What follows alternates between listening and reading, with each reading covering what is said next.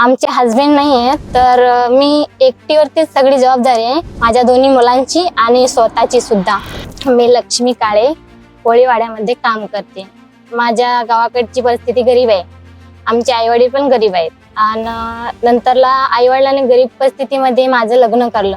मी शाळेत पण जात होते.